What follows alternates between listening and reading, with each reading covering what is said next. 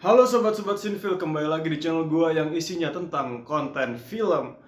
Kali ini gue bakal ngelanjutin list rekomendasi film science fiction gue kemarin. Ya, lu pikir cuma 5 itu doang? Enggak teman-teman, gue masih ada list-list menunggu untuk gue sajikan kepada lu semuanya. Maka dari itu, lu mesti subscribe ke channel gue.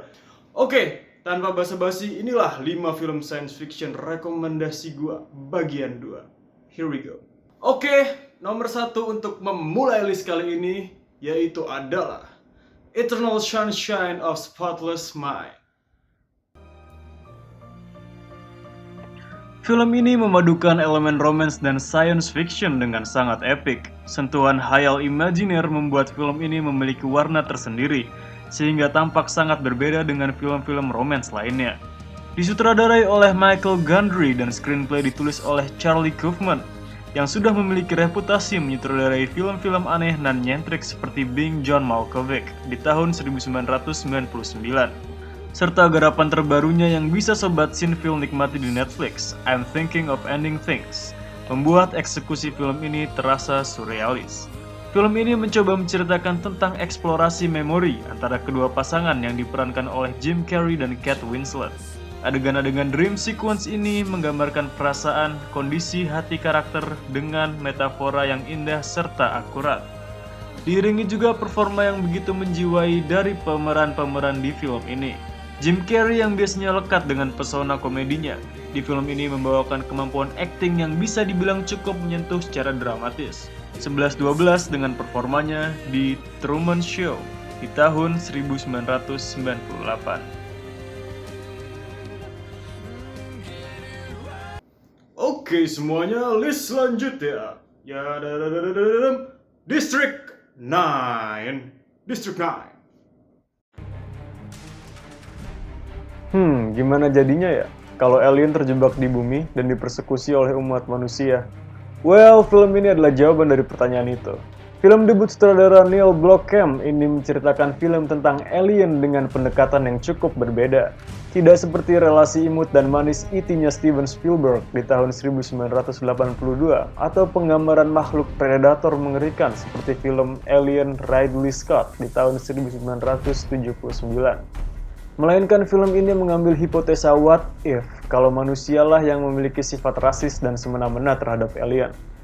Style delivery film ini pun sangat unik, mengambil POV dokumenter berita fiksi tentang apa yang sedang sebenarnya terjadi pada alien atau prawn di film ini. Seperti menyaksikan berita fiksi ilmiah asli rasanya. Adegan action di film ini pun juga nggak main-main. Animasi dan special effect-nya gurih serta sadis-sadis seru. Narasinya pun ditulis dengan baik, sehingga terkadang lu bakal merasa bersimpati dengan alien-alien malang ini.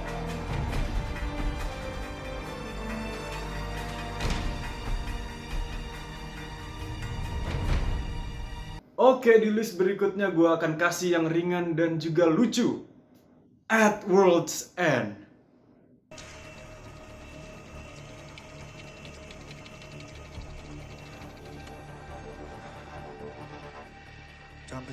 Instalasi dari Cornetto Trilogy Edgar Wright ini merupakan film sci-fi komedi yang bener-bener wild dan gila. Tenang aja buat kalian yang belum lihat kedua film Edgar Wright sebelumnya, yaitu Shaun of the Dead dan Hot Fuzz. Kalian bisa langsung terjun lihat film ini, karena memang tiga film ini memiliki narasi yang sangat jauh berbeda. Film ini bisa dibilang adalah parodi dari film-film sci-fi yang pernah ada. Beberapa jokes mengutip pop culture sci-fi dengan sangat lawak. Segerombolan teman lama yang sedang bereuni di kota dahulu mereka besar, melakukan kompetisi minum bir dan alkohol dari checkpoint satu ke checkpoint yang lain, demi harapan menyelesaikan misi yang belum pernah diselesaikan sejak remaja, yaitu mencapai destinasi bar terakhir, The World's End. Namun setelah lama tak mengunjungi kota ini, ternyata warga setempat sudah digantikan oleh semacam robot alien yang ingin mendominasi. Dengan tekad kekeh ingin menyelesaikan misi mabok-mabokan tersebut, geng ini mau tak mau harus menghadapi serangan invasi ini. Dengan action scene dan dialog yang kocak dan nyeleneh, membuat perjalanan sekelompok alkoholik British yang diperankan oleh Simon Pegg, Nick Frost, Paddy Considine, Martin Freeman, dan Eddie Marsan ini terasa seru dan menegangkan.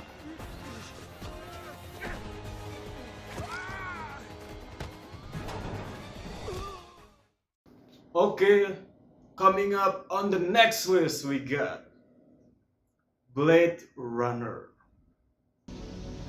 Sebenarnya sequel dari film ini yaitu Blade Runner 2049 juga merupakan masterpiece. Tetapi dalam list kali ini gue memilih pendahulunya, yaitu Blade Runner, yang dirilis pada tahun 1982, disutradarai oleh Ridley Scott dan diperankan oleh Harrison Ford.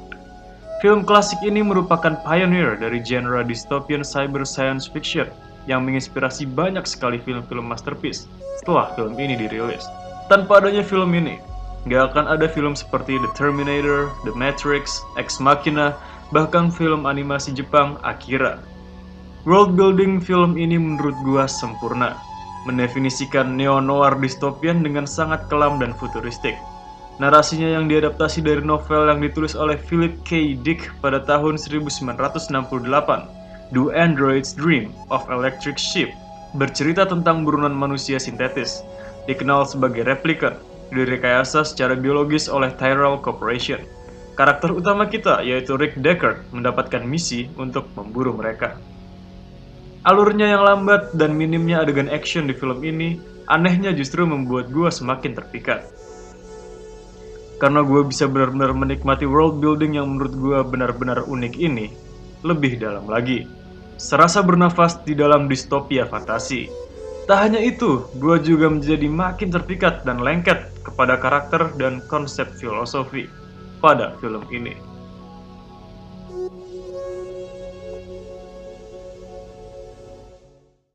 Oke, list terakhir untuk menutup video dari gue kali ini adalah, lu pasti tahu bahwa film ini pasti suatu saat bakal gue omongin. Interstellar.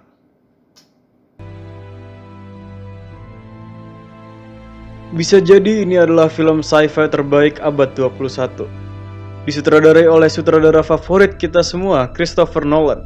Film ini bercerita tentang menuanya bumi sehingga hampir tak layak lagi untuk dihuni. Kepala keluarga bernama Cooper yang diperankan oleh Matthew McConaughey bersama dengan krunya melakukan perjalanan menuju wormhole di dekat Saturnus untuk mencari rumah baru bagi umat manusia. Secara ilmiah, film ini juga tidak main-main dalam penulisan skrip. Fisikawan teoritis Caltech dan peraih Nobel Fisika 2017, Kip Thorne, adalah produser eksekutif, bertindak sebagai konsultan ilmiah, dan menulis buku terkait, The Science of Interstellar. Jadi buat kalian science geek, pasti udah instan bakal terpikat dengan film ini. Tak hanya teori-teori ilmiah kompleks yang disajikan oleh film ini, namun film ini juga bercerita tentang kekeluargaan dan kemanusiaan. Sisi sentimental dalam film ini menuaikan banyak momen-momen hangat, sedih, serta emosional. Dan tentunya tak lupa dengan faktor seperti audio dan visual sudah tidak diragukan lagi. Komposer scoring Hans Zimmer melakukan tugasnya dengan magnificent, seperti biasanya. Musiknya tense, melodious, serta dapat mentranslate emotional state tiap adegan dengan jelas. Visualnya yang menggunakan practical effect terlihat sangat nyata, membuat tiap objek memiliki bobot, membuat tiap scene lebih memiliki impact di mata penonton.